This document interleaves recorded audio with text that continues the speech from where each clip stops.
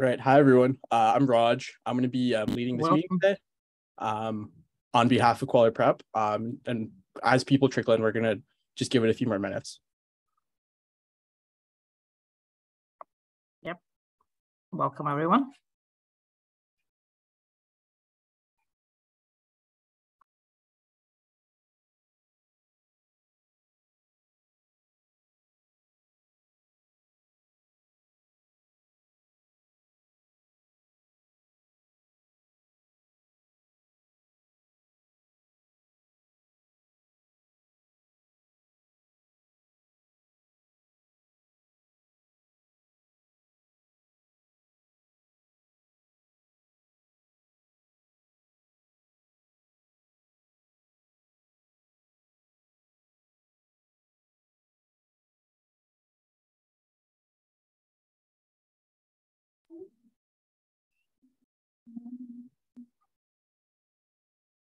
Parents are joining.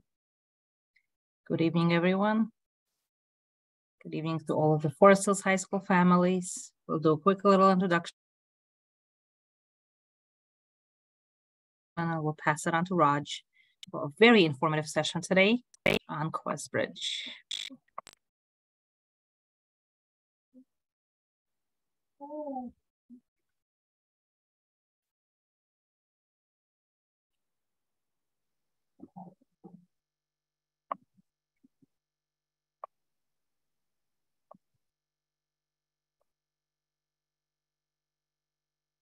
While everyone is waiting, I put a link in the chat to the Forest Hills High School page on the Queller Prep webinars that are scheduled throughout the year. We have several that are upcoming. One today, the topic is about the Questbridge College Scholarship. Next week, we're going to be talking about the Macaulay Honors Scholarship. And on November 17th, successful college resumes and resume tips. On Thursday, December 1st, we're going to be talking about the college essay supplements and samples. And then on December 8th, we'll have a topic on reflections from a successful early decision applicant. So definitely all the great topics to add to your personal calendars to attend. And hopefully, if you don't have your student near you right now, just grab them and make it a fun parent-student evening of learning. Okay. Yeah. Joining us, this is, am I breaking up or am I clear? No, you're good. I'm good. All right. So I do want to say that this is in partnership with Forest Hills High School Title I Parent Engagement Initiative. So we appreciate all of the Forest Hills High School families joining us tonight. I am the PA co-president of Forest Hills High School, as well as a school leadership team member. And in one here, Svetlana, I believe you're here. And we want to make sure that everyone here participates in our PA meetings. Our next PA meeting is going to be on November the 9th, I believe. I'll put it in the chat later as well.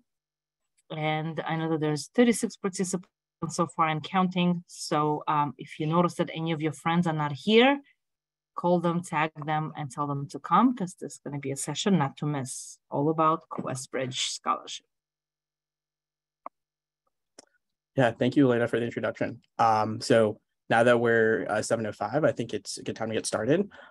So welcome to all parents and associate students. So happy to have you here. Quick background about myself. I'm Raj, currently a junior at MIT, double majoring in data science and business analytics. And, you know, I've been a part of the Queller Prep staff for quite some time. I was involved with Queller first as a student. I received preparation for both the Hunter and baccalaureate exams during my time in middle school. That was like really helpful for me, just like getting a sense of like what I wanted out of middle school and like how to prepare like at a young age for like more rigorous standardized tests. And then in high school, I got involved. I got a job at Queller, and I kind of worked my way up the ladder, becoming a grader, then a tutor.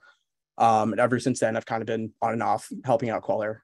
And really happy to be here and just like present to you guys about what the Questbridge program really is and how you guys can get involved with it. And so I'm going to start off just by sharing my screen. I have a slide deck prepared for today. And we're just a quick note before I get started. I'm just going to run through this slide deck. And you guys might have some questions, but we're going to try to I'm going to try to leave around like 10 minutes or so for questions at the end. So just please hold on to any sort of questions or issues that you wanted to ask. Okay, so first off, what is Questbridge, right? So really, it's a nonprofit organization based out of Palo Alto in California. They're in the West Coast. The mission of Questbridge is to, at its core, increase the percentage of exceptional low-income high school students that are attending top-tier colleges, and also the percentage of these types of students that have access to professional opportunities and graduate school programs as well. And they provide various services and features, mostly with an emphasis on college admissions. That's traditionally what they've been known for over the last 3 decades or so that they've been in operation. So one kind of aspect that one service that they offer in particular is a college prep scholarship. And so that's a college preparatory program specifically for high school juniors.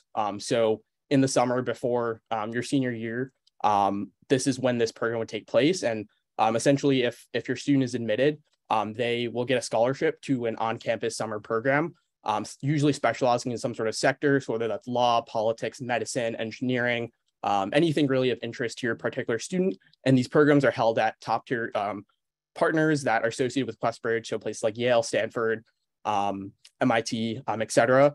And besides like the scholarship, you also get help with your student's college application and essay feedback, as well as access to workshops, professional development seminars, and the wider kind of Questbridge community and a network of scholars, which I think is also a fantastic service. And so besides the college prep scholarship is just one aspect of what they offer.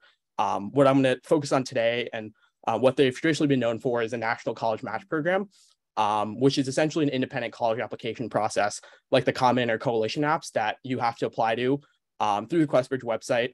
And again, specifically targeting exceptional low-income students from very high-achieving backgrounds, from all sorts of kind of personal, cultural, ethnic stories. There's no kind of one target group they're really looking for. They're just looking for people who have an authentic story to tell, and who come from some type of hardship that wouldn't traditionally be, very easily kind of described in the Common or Coalition apps. And besides these 2 programs, they're also working on programs for graduate school and internship opportunities. Okay, so now that we're past that recap, I'm going to go a little bit over the history of like how Questbridge started. So back in 1987, the program itself, or the organization, wasn't an organization. It really started off as a 5-week summer enrichment program at Stanford Medical School for low-income youth in Palo Alto. So it was a regional program. And then a few years went by, they realized that they were getting a lot of applications for SMYFP, which is what it was called at the time. And then from there, they kind of branched out into a new program that was more expansive called SYESP in 1994. And this was, now expanding beyond just medicine into newer fields like law, engineering, public policy, and the sciences, but still centrally based out of Stanford. And then 2 years later, they decided to, be in a partnership with Harvard University. And so they had the same kind of high school summer enrichment program over the summer for, low-income, high-achieving students, traditionally based out of the West Coast, who wanted to try out programs at top universities like Stanford or Harvard. And then, moving on from 1996, they really started to grow their full-time staff. A lot of their scholars who, they accepted in the early years, some of them ended up becoming full-time staff and really wanted to grow the organization, realize the potential that it had. And so in 2000, Quest became an official nonprofit organization. And it expanded its outreach goal from, not just helping 20 or 40 students based in the West Coast, but now helping several thousands of students based around the country. And in 2003, Quest, began the official Questbridge National College Match Program, which is its college matching program that in 2003 there were only a few partner colleges at the time. So places like Amherst, Stanford, Rice, Grinnell, Harvard, Wheaton, those are just 6 colleges that they had started off their match program with. Now they've grown up to 48 partners in less than 20 years. And so I think that's an amazing kind of transformation.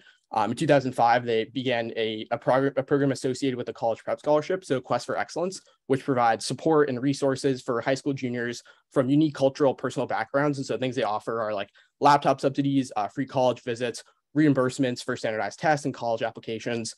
And then kind of moving forward from there up to the present day, over the last 17 years or so, they've really grown their partnerships, funding, and staff, and the organization has become a really widely known force throughout the college admissions sphere.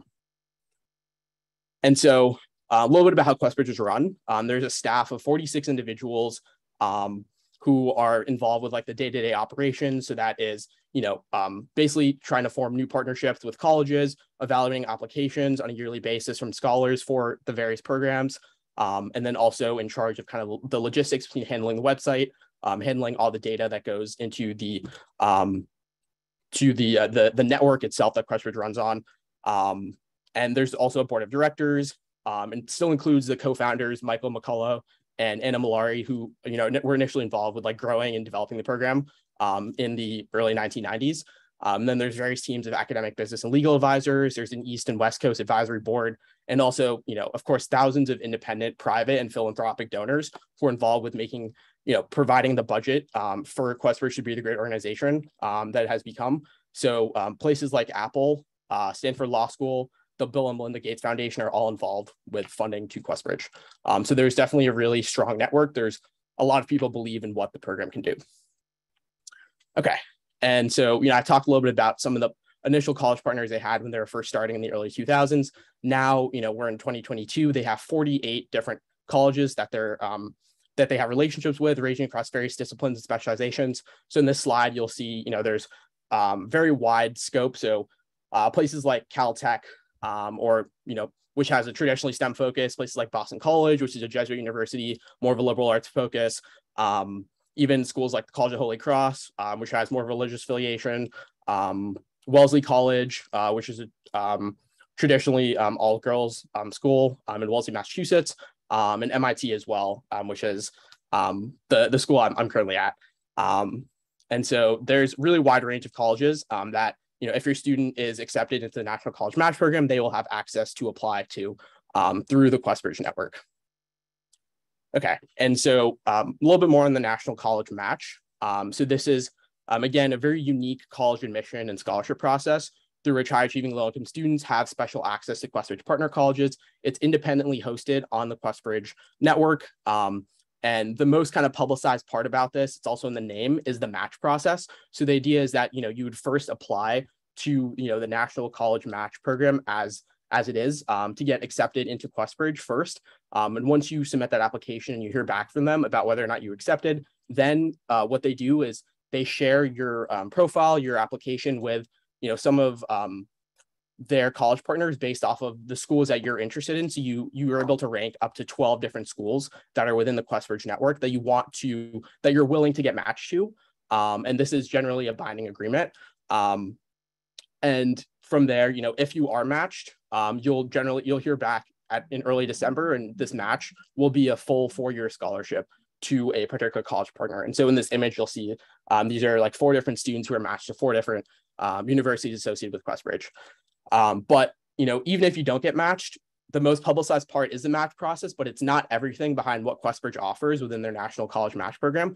Many Questbridge scholars, beyond the match, they might not make it in for a full 4-year scholarship, but they'll still make it into schools through Questbridge during the early decision, action cycles, or even during the regular decision process. And so for me, when I was applying to Questbridge, I was admitted as a scholar, but I wasn't matched to a school. I ended up getting in to MIT, which was my top school, through the early action process, because my background wasn't low income enough to have a full 4-year scholarship, but it was still applicable enough to have almost a full-time scholarship. And so that's why I was able to get in through early action instead of through the match process. And so, yeah, you won't be guaranteed a full scholarship, but a large portion a very, very significant portion of your aid will be provided up to your expected family contribution. And so this is, more about the process. So what goes into, submitting the application for the Questbridge National College Match Program. So at the end of the summer, traditionally, this would be in the summer of your students, kind of the summer before your students' senior year. You would start the application online on Questbridge's website.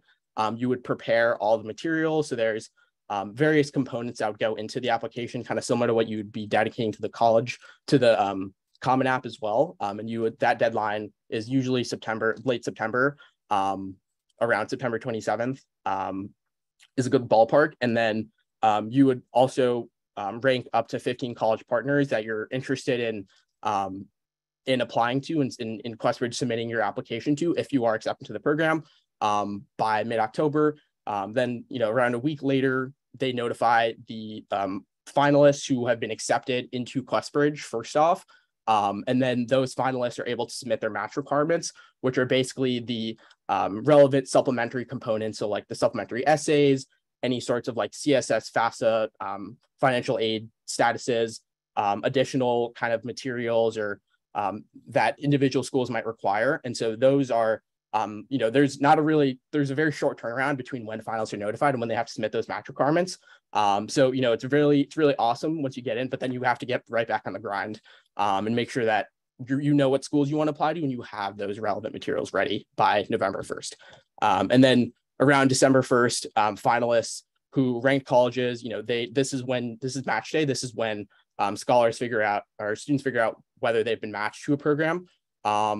And, if you're matched, that's awesome, right? Because you're admitted early, you have a full 4-year scholarship. This is traditionally before many other students even find out for the early decision, early application processes. And so from there, you're set really, if you are matched, but even if you're not matched, it's totally fine because what happens is they have opportunities to kind of forward your application again for the regular early action, early decision processes. And then students can submit for those and then they traditionally hear back for those around the same time, around mid-December.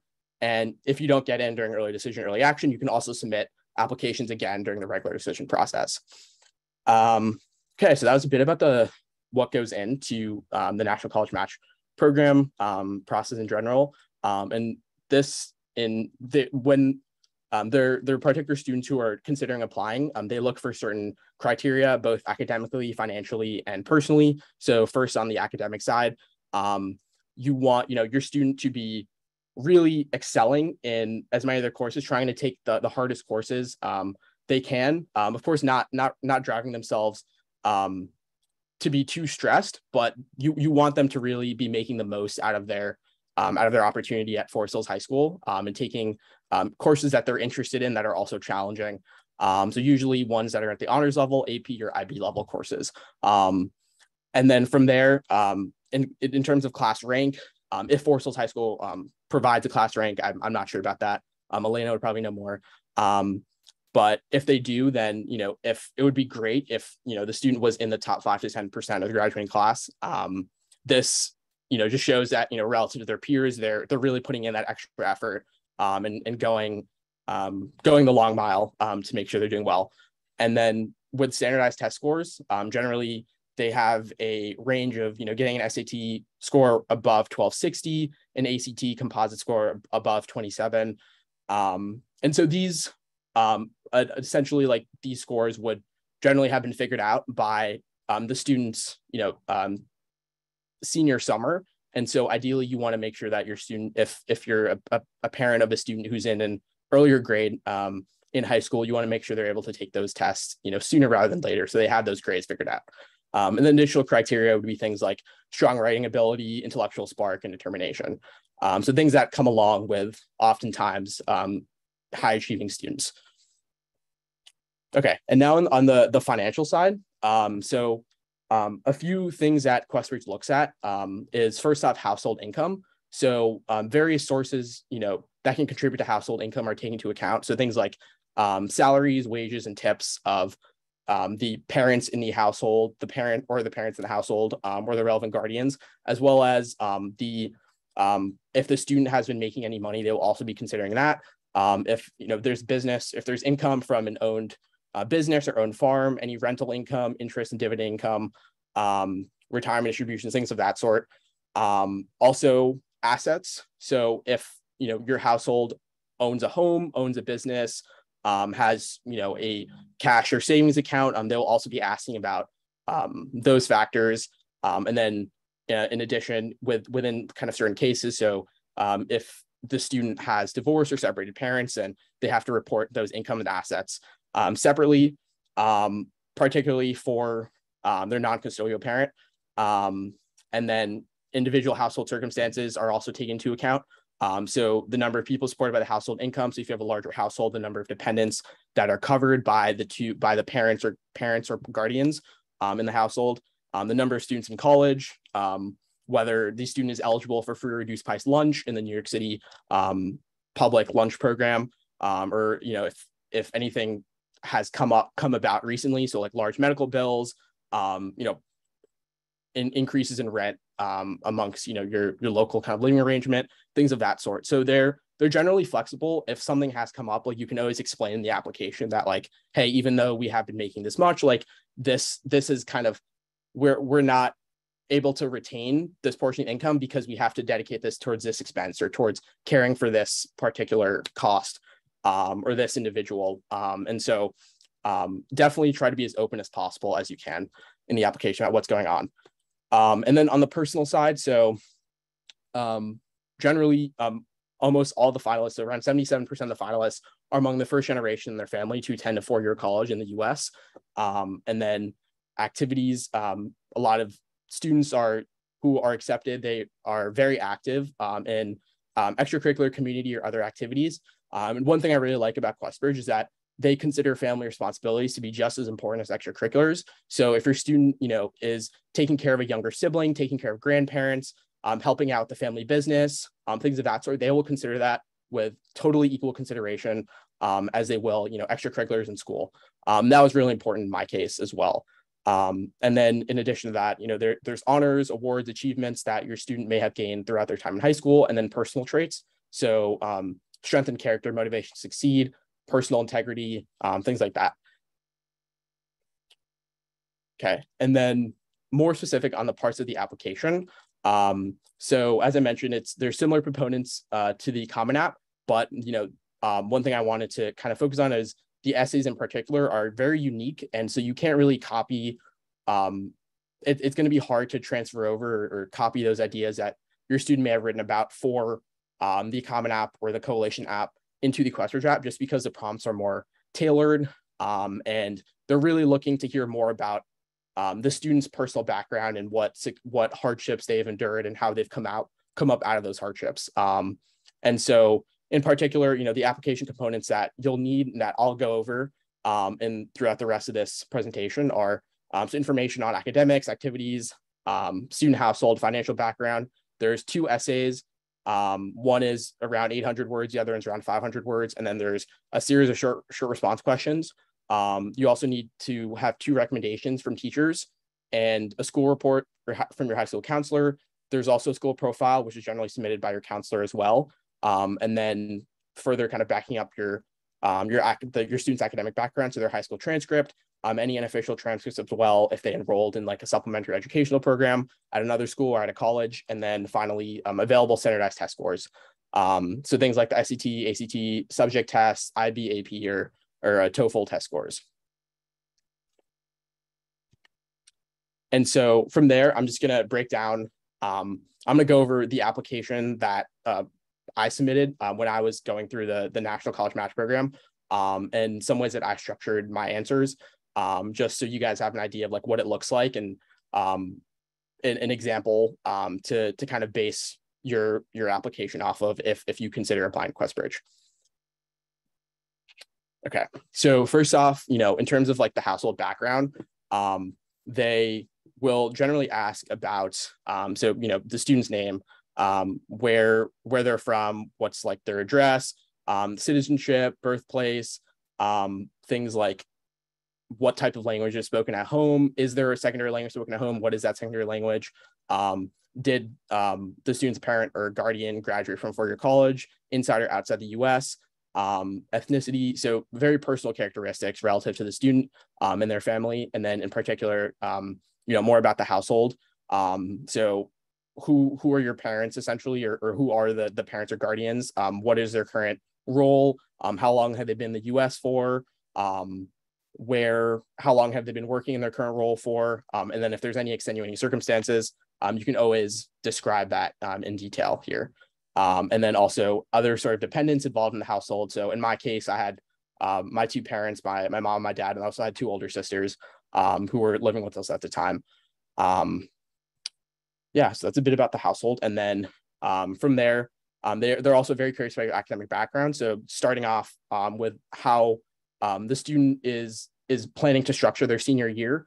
So of course, where they go to school, where that school is located, what is the GPA that the student has, if there's any sort of ranking, what is the student's rank, anything about academic performance outside of your high school. So in particular for myself, I went to a liberal arts high school called the High School of American Studies, which is one of the two specialized high schools in the Bronx besides Bronx Science. And the reason for this was I thought going to high school, I wanted to study fields like history or political science. But throughout my high school career, I realized that those were more, supplementary interests rather than things I really wanted to devote my life to. And so I took part in various programs and seminars throughout outside of school especially during my summers that would allow me to build my STEM background. That really helped me stand out when I was applying to places like MIT. And so, in this part of the application here, I described, that I had productive summers. And so one of the things I did was I attended this program called CTY, the Center for Talented Youth at Johns Hopkins, where I took an intensive college level math course over the span of 3 weeks. And I lived on campus over that time. And I definitely want to plug this program. I think it was a really fantastic experience for myself, just to get a sense of like what college rigor is like, and also have the chance to live on a college campus and get to interact with other high school students from kind of similar high achieving backgrounds. It was definitely very informative on an academic level. It was also very fun for me personally. And then in the summer before my senior year, I also attended a program in neuroscience research at Muhlenberg College. And then I also did a dual program in humanities and engineering at Columbia. And so I definitely want to stress here that, you don't have to just limit your students' academic experience to their school, but really try to see if there's any programs, during the summer or during school breaks that they can, devote some time to, especially in fields of interest, because it really allows for, your application to stand out, to show that you're still dedicated to growing and learning even outside of traditional school schedules. And then, so another thing I asked about was my senior year coursework. So at the time I was taking 3 AP classes. So calculus AB, which was the most rigorous math class my school had as a liberal arts school. I was also taking AP biology, AP Spanish language, and then I had drama and playwriting. I was taking a programming class at Lehman College, which was right across the street. And I had a few electives, so economics, government, and the documentary film. And from there, besides kind of like what the student is planning to do in their senior year, they're also interested in like what honors the student has earned through the past several years. And so for me in particular, I was an AP scholar. I was involved in Model United Nations, and I had received a Best Delegate Award at very difficult Model United Nations conference held at Columbia University, which I was really proud of. I had received a certificate of excellence from my physics teacher in my junior year, having been one of the top 2 students in my grade with how I did in our physics class. I was the most improved player on my varsity tennis team at the time.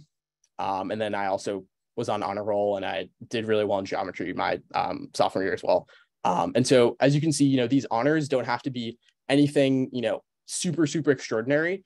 But really, it could be on any sort of like local, regional level. It could be even, within the school itself, having those honors, showing that, the school has acknowledged like the achievements that your student has done, and that your student has really pushed themselves is recognized in this section.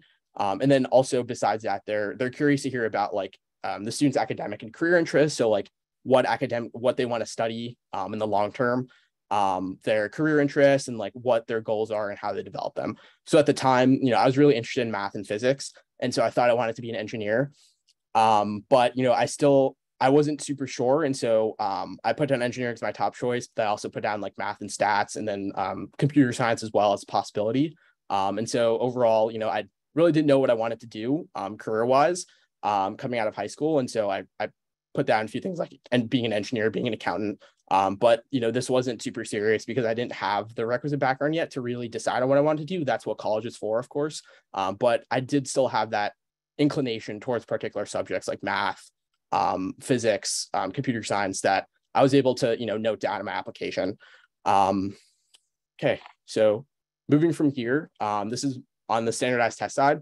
So they will ask for your student's history of what AP classes, IB classes, and ACT, SAT, TOEFL exams, all of that. They want to know like what tests your student has taken. And I submitted this in 2019. And so at this time, standardized tests were a bigger deal than I'm sure they are now, given, the whole kind of move towards like having a more holistic college application process. But, still just want to emphasize generally that standardized tests are good to have overall. And so I took 3 AP exams coming into my senior year. And so it was English language, US history, world history.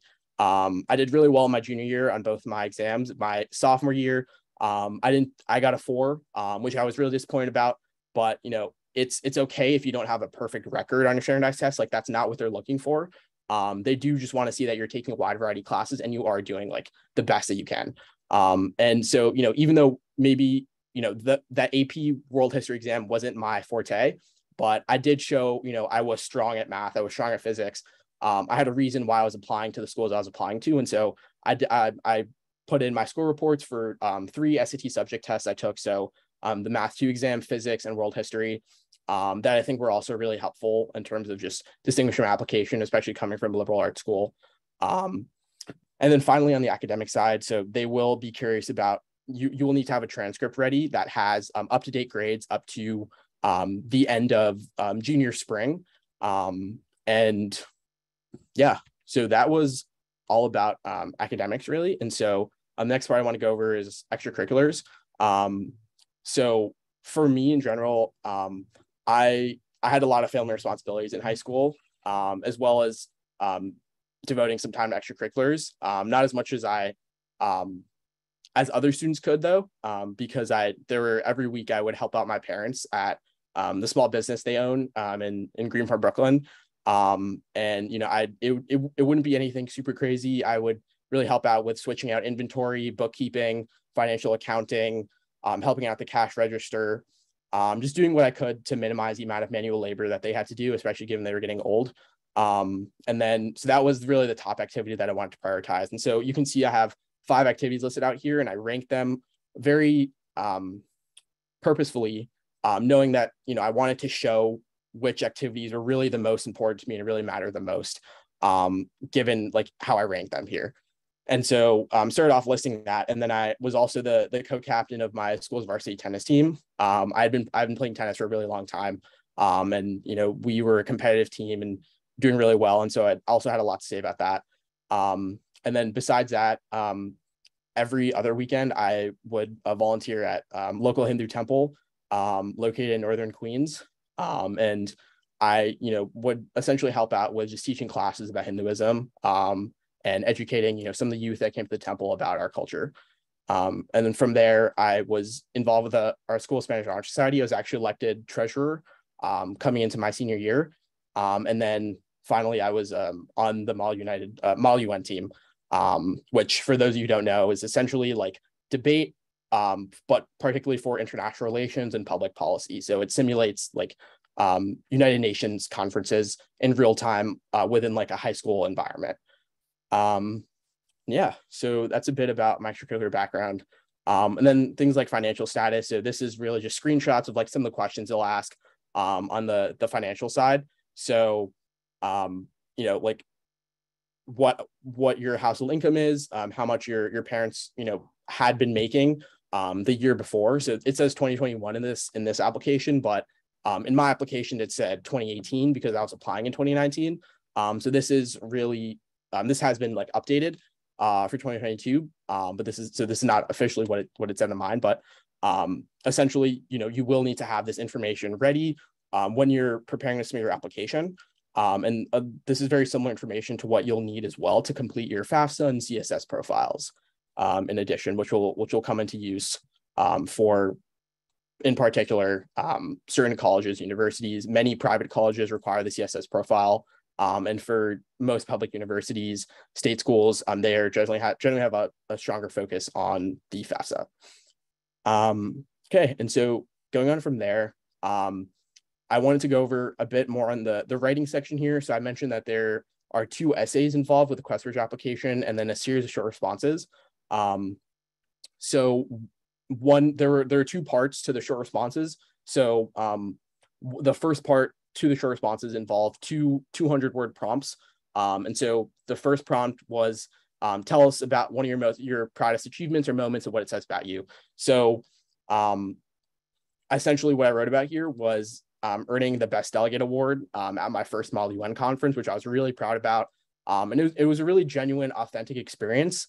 And I think, you know, having that you know, genuine authenticity in terms of the stories that you tell, and in terms of the experiences that, you know, your student in particular will have gone through that shaped who they became. I think this story in particular, earning the Best Delegate Award, really shaped me and, you know, my approach towards public speaking. You know, I used to be very shy, and I would generally like kind of keep to myself, but joining Model UN and putting in the work at this particular conference and seeing it all come to fruition really taught me, you know, that I could, you know, kind of put myself out there, and that I could that I had a, you know, a knack for public speaking that I hadn't really explored yet.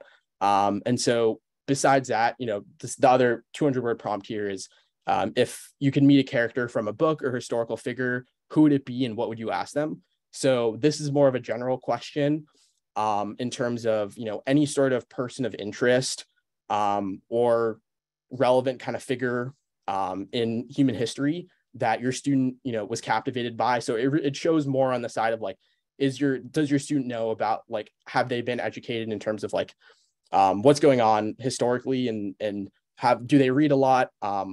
What types of qualities or traits matter to them and leaders? Who do they want to emulate? Things like that. And so for this answer, you know, my school was a liberal arts school with a focus on American history. And so I chose as my person of interest here one of our former United States presidents, so Harry Truman, who was president at the end of World War II. And, you know, again, this was I wasn't trying to show anything about myself here. I was trying to be as authentic as possible.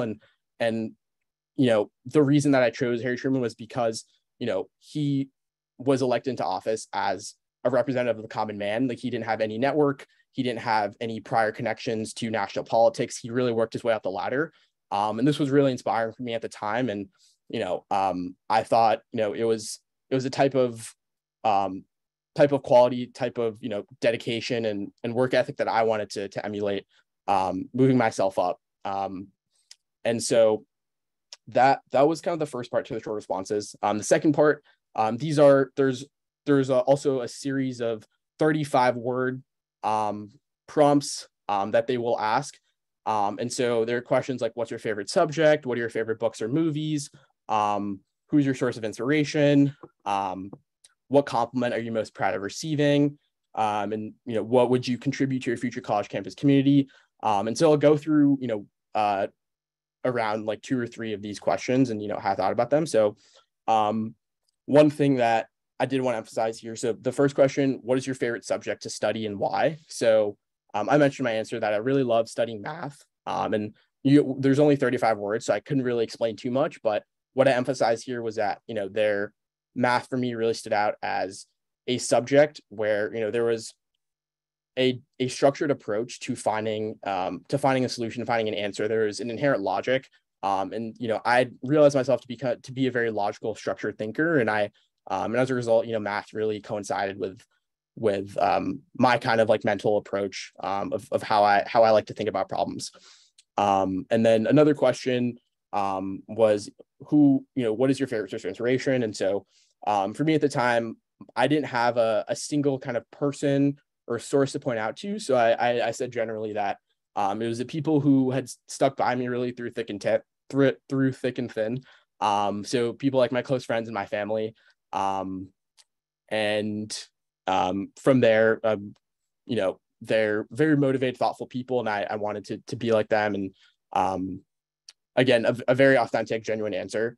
And then I guess another prompt I can also go over is this one. It took me a while to think about, but what compliment are you most proud of receiving, and who gave it to you?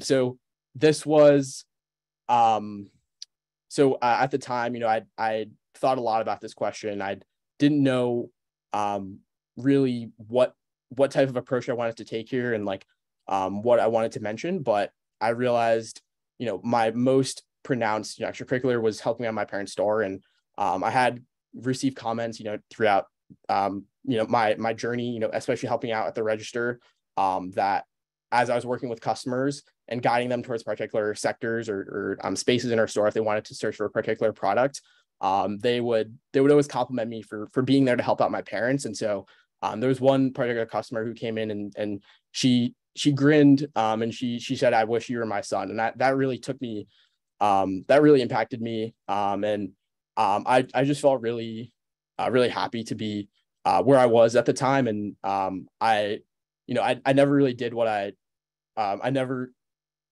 got involved, with my parents' storage because I felt like I had to, but I really felt like I wanted to contribute. And it was a really personal experience for me, and I want to reflect that in my application. And so those are kind of those are 2 parts relative to the short responses that they will generally ask you. And then from there, there's also 2 essays that they'll mention. So the first essay is going to be a 500-word essay. So the prompts have changed relative to when I had submitted my application. But the prompt, at least that there was in the application when I was working on it, was essentially, can you define a problem in your community that you've identified and how you go about fixing it? And so in this slide in particular, I essentially screenshotted a paragraph from my response. So I talked about essentially growing up in Queens, which is one of the world's most diverse, urban regions, probably the most diverse area in the country, in the U.S., and how that influenced me. So in particular, I had the privilege of meeting and getting to know people of all sorts of ethnicities, religions. My neighbors were Orthodox Jews. The guards in my Hindu temple were Jamaican, and a lot of my friends in high school were first generation students from all sorts of backgrounds. And so I really got to interact with a wide variety of people. And that was something that impacted me growing up. Just made me realize that there was a lot more to life than like, who you are, like, what background you come from. And so when I had conversations with people, we would really just talk about topics like, the horrible train delays on the MTA or the record of the Mets at the time, which was terrible. And so I kind of took this as a model, thinking about, this is really how the world should be, in the sense that, like, personal backgrounds and shouldn't be the defining factor in who you want to be friends with and how you interact with people. But, in high school, I encountered a different crowd. And, it taught me to be more thankful for, what I had growing up in Queens. And so this was kind of the introduction to my essay. So when they ask about, your community, they really want to know about where you grew up, what types of people you met, or your student met in particular, throughout their childhood, and how that impacted them, and, how their approach, or how their conceptualization of their community has been altered based off particular issues. So in my mind, I had seen a lot of really urban renovation and, in other words, gentrification going on throughout Queens. And, I knew friends that are personally impacted by that. who had to move with their families to more outskirt areas of the city because they couldn't afford the rent in a particular neighborhood. And that was something that I wanted to emphasize. And it has been something that I've wanted to contribute to once I had the resources and the authority to do so. And so that was what I wrote my 500-word essay about. There's more to it. I just put an excerpt here. And then the last kind of written response was my 800-word essay about, and for this one, they've actually kept the same prompt as they had when I was writing my application. So we're interested in learning more about the context in which you've grown up, form your aspirations, and accomplish your successes.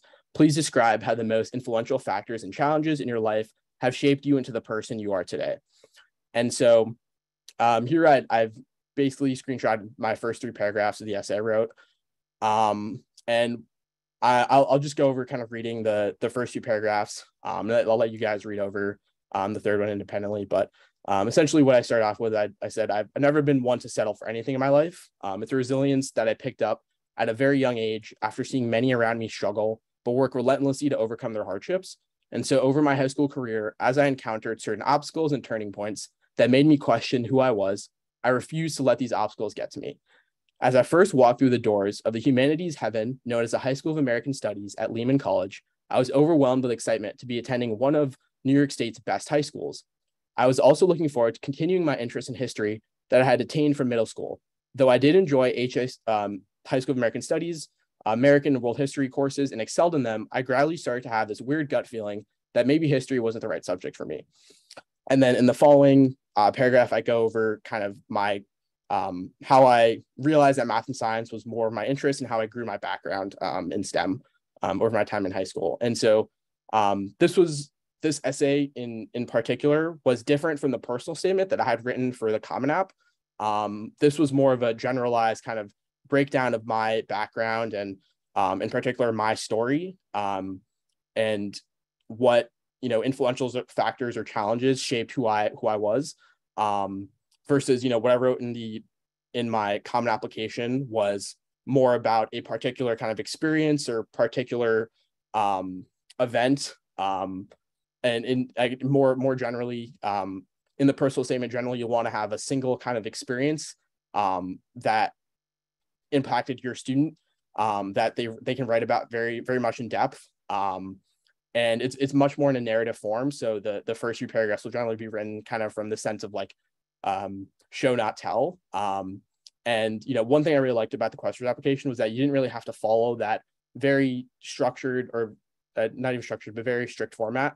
And you're able to write more. I was able to write more generally about the different kind of things that I went through in high school. So one of them was like having this realization that I was maybe I hadn't chosen the right school for myself. And then there's also some paragraphs that I omitted here about me writing about different hardships. So going to a school that was that had very few people of color was also another very few people of color, very few people from minority backgrounds. And so that was also something that impacted me and how I kind of traversed through that in high school and still kind of made sure to make my voice known in a place where maybe sometimes my voice wasn't accepted. That was another kind of paragraph that I also wrote about. And then the last thing was really kind of more about my family and seeing my parents like work 7 days a week at their store and how that impacted me, and seeing my sisters really put their heart into their graduate school applications. And my oldest sister at the time was in medical school. My older sister was in law school. And so that was also very like defining moment for me as well. And so very much a very holistic essay that I tried, that took me a while to write, but that I was very happy to come up with. And so the last kind of part here, and I know we're at 7:50 right now, so I did want to leave you guys some time to ask questions. So I think this is the last slide. Yeah. So the last part that you'll really need to include in the application is a school profile. And these documents will be provided by the school's guidance counselor. And so it really just provides a background about how the school was founded, what types of courses are available, where does the school get funding from, what are some activities, extracurricular opportunities available at the school, what does the sports program look like? What are accomplishments? And then different like grades and courses and things like that. So yeah, that was all I had for you guys today. So I am happy to take questions.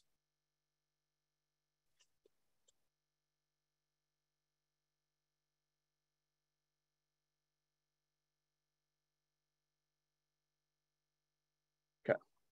And so I think for this particular meeting, all participants have been muted. So if you have questions, please feel free to put them in the Zoom chat. Or you can raise your hand and we can unmute you.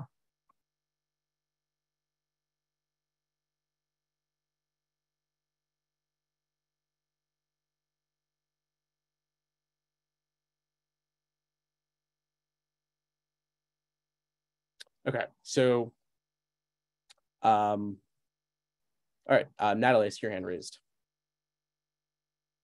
Let me unmute you.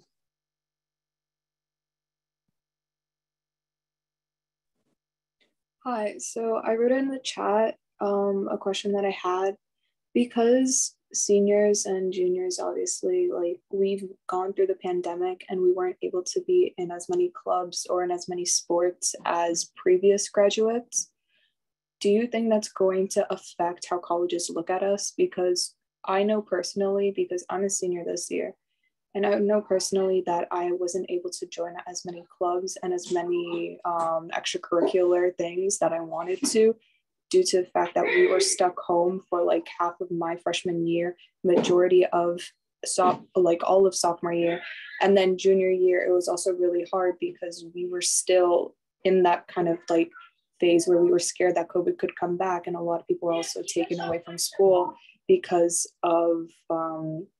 people were getting COVID and people were still getting sick. So a lot of students and a lot of my friends I also know were sent home for like 2 weeks at a time because we were still stuck under those COVID restrictions. Do you think colleges are going to kind of count that and count the fact that we were in a pandemic and kind of help? And even if we weren't in as many extracurriculars and in as many clubs or activities, do you think we'd still have a good chance into getting into a really, really good college, or into a college that we really want to be in? Yeah, it's a great question, Natalie. So I would say, I think the colleges are definitely aware of the impact of the pandemic and, how that's transformed students' lives. And I think it's okay if you weren't able to get as involved in extracurriculars as you otherwise would have liked to. There should be room. I haven't looked at the common application recently, but there definitely will be room to explain, the impact of the pandemic and how specifically like you traverse through that.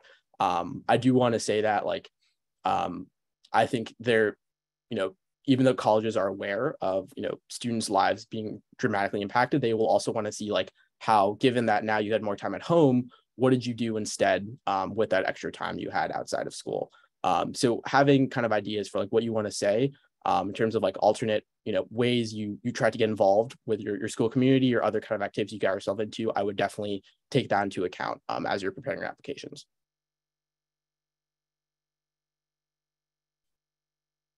Okay. And so there's a lot of questions in the chat. So I will start off. Effie, so you asked if it was too late to apply. It would be too late to for this year in particular. The Questbridge application was due at the end of September, so around a month ago. So for this year, it wouldn't be possible to apply, but it is possible to apply, or will be possible to apply for next year's application starting in the summertime. And I would definitely keep that in mind, keep that on your radar. If you do have a student who is a junior now, and for anyone also, even besides the National College Match Program, the College Prep Scholarship, I definitely also want to emphasize that, because that is a program particularly for students' senior summers. If you feel like your student would qualify for this sort of program, then I think that's also a fantastic opportunity to have access to like a program at a top tier university, and also get that sort of feedback for college application help in that network. I've got a question directly sent to me. Can any student apply for this program, or is it strictly income based? Yeah, so technically any student can realistically apply, but they won't consider your application seriously unless they identify that you do come from a background of financial hardship. And so a baseline that they had in my year, and they still have actually, is 65,000 annual income for a family of 4 with minimal assets. And so if that is kind of the background that your family's in, then you would be really in a great position for the question application. But otherwise, you know, there are alternative ways to Questbridge might not be the best method for your family, and there are alternative mechanisms to do so. Svetlana, let me unmute. Yes, hi, I have a question about income. You said 65,000 for 4 people. How about if I have only 2 people, me and my child? And what will be the cutoff income to get free scholarship? Yeah, so if it's you and your child, I'm not exactly sure on the specific number, but I think it's probably proportional on a per person basis. So I would say around the early 30,000s, late 20,000s for a household of 2 people.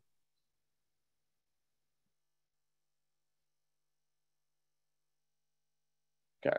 And so I'd seen another question about what math class I took for my CTY program. And so I took mathematical logic for when I was applying to CTY, for anyone who's interested in that. Question about do colleges look at your region scores? So in general, the only colleges who care about your region scores are colleges based in New York, generally public universities. So any CUNYs, any SUNYs will want to look at your regions. Usually private colleges or public colleges, especially based out of New York, will not care about your region scores.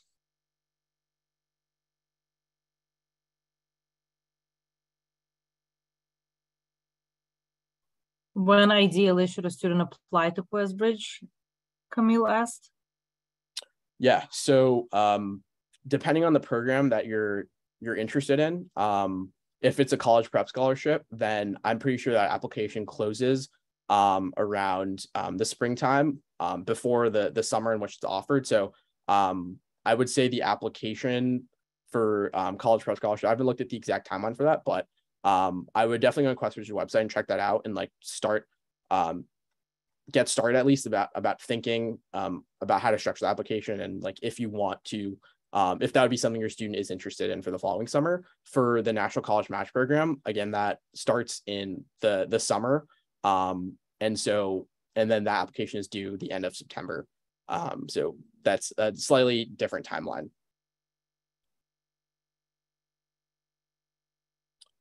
Question about how many colleges I applied to through Questbridge. So I had 8 colleges that I put on my list. At the time, we were able to put 12. And there were 8 that really fit like the background I was looking for. And you know, I was lucky enough to get into my top one was MIT, and I was fortunate enough to get into MIT Early Action, so I didn't have to worry about the decisions from the other colleges. Hi. Yeah, I'm just wondering, you mentioned that it's too late to apply for this year for the seniors, but that next year, that it is a possibility to apply for next year, even though they won't be, they'll already be in the college. Do you see, like, is there a percentage of like the applications that are dedicated to that? Do you know of any, like, of any outcomes? Like, what's been, like, proportionately, what's been the percentage or anything like that? So are you talking about for transfer applications or for the general Questbridge National College Match? The general. Yeah, so for the general program, usually they accept, in my year, there were 15 or 16,000 applicants, and they accepted around 4,500 people. So I would say a little more than a quarter of applicants. I think in recent years, it's gotten a little bit more competitive. And so there's been more applications. But I would give a ballpark around like 20 to 30% of people who are accepted into Questbridge as itself. And then from there, there's a subset of people who are then accepted into partner colleges. There's also some Questbridge scholars who aren't matched or who might not get into the partner colleges, but usually most have the opportunity to apply anyways. Okay, thank you. I got a direct question from Camille again. Does Questbridge give preference if you had sibling in the program before? So they don't give preference, but I think they will definitely take that into account because that means that your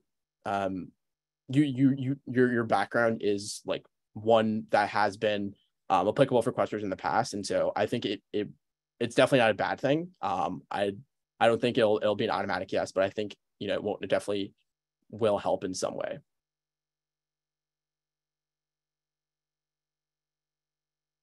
Maria, do you have another question? We can ask you to unmute if you have another one, or just raise your hand down. Sorry, no, I just didn't. I forgot to put my hand down. Sorry. No problem. Thank you. Okay. Any last questions?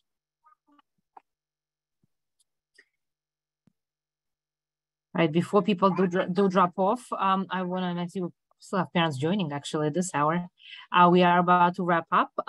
We do try to keep these sessions to an hour, and we want to truly thank Kweller Prep and Raj for being here today. Let's all thank Raj in the chat for his dedication and commitment to supporting us and the students of Forest Hills High School. We want to thank Quweller Prep and Ben, who kicked us off as well. And I would like to give a word to Effie Zachary, my co-president here as well, to talk a few minutes about the Parent Engagement Initiative and all of the college prep webinars that we are doing in partnership with Quweller Prep.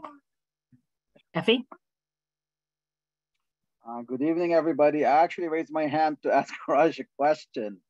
So let me ask the question, and then I'll give some farewell word. Raj, you told us you gave a lot of good suggestions what to do. Do you have any suggestions what not to do? Is there anything in particular you recommend avoiding? Yeah, so I would say there's students who really try to fabricate portions of the applications or try to add in like extracurriculars just to make, or extracurriculars or certain kind of activities just to make their background look more special, more unique. I will say, the people who are reviewing these applications are looking at thousands of applications. They have lots of experience. They will know when you're not being authentic, when you're not really, providing a true lens behind what's going on. And so I will say, I think what I would advise not to do is really don't try to pack your application with like as many extracurriculars, as many activities as possible. Really try to focus on specialization, on like a few really particular opportunities or programs that you want to highlight. Okay, wonderful. Thank you very much for the advice. So with that, I guess we'll bring this to an end. I want to remind you that we were able to have this wonderful information come to us because you and many other parents filled what they call the lunch form or the income statement forms. It is important that you fill it if you haven't done it yet. This helps us get the money to provide programs like this, like having Raj come from Quweller Prep and inform parents about various opportunities that our students can take advantage of. So if you haven't filled the forms, please do so. Elena and I put a few times in the link a chat group that we have. Again, a lot of information about Forest Hills High School. If you're not part of it, we encourage you to join us. I think we're going to have maybe 5 or 6 more seminars by Quweller Prep. Usually it's every Thursday. So we had it this week, we had it last week. So join us Thursdays at 7 o'clock for more great information from Quweller Prep. We still have positions on the PA and Title I PAC if anybody wants to join us. We would love to have more parents participate and help us. And please also, if you can be generous and donate money. We have, I don't know, Elena, do you know if we have on the website links to the, is that up yet on the website? The links for donations? Not yet. So we will post hopefully soon some links that parents can donate money for the PA. We need money. Unfortunately, it would be nice if we didn't, but we need the money so we can offer more opportunities and programs for students and help various organizations and clubs in our school. Thank you everybody for coming tonight. Elena, do you have any last words? I'm done. Thank you very much. Yeah, I just want to point out. Oh, hold on, my daughter here. Oh, I got something in her throat. So next Thursday, we will have a webinar on Macaulay Honor Scholarship. And then on November 17th, successful college resumes and resume tips. On December 1st, please join us to learn about college essay supplements and samples. And then the last session with Quweller Prep for the year is going to be on December 8th with the topic of reflections from a successful early decision applicant that will be here talking to us about it. I posted a link so you can register and get announcements about it. And also, we are recording this session. So if you do sign up through the website, you get emails with the recap materials as well as recording videos. And then also please join our Forsyth High School WhatsApp group. We posted a link in the chat earlier as well, where we post these announcements and engage with other parents throughout the academic year. Hopefully you are all inspired and continue having a learning mindset as you have your students at Forsyth High School. Thank you very much. And thank you so much, Raj, for spending the hour with us. Yeah, thank you. Thank you all for coming. Very, very happy to be here. And I hope my presentation was informative. I hope you got a better idea of what Questbridge is and, how, your student might be applicable for it. And yeah, best of luck with the rest of college admissions. If your student is a senior or, upcoming the rest of high school, it can definitely be a roller coaster. So.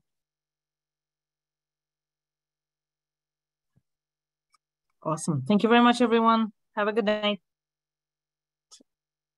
Good night, everyone. Thank you for coming.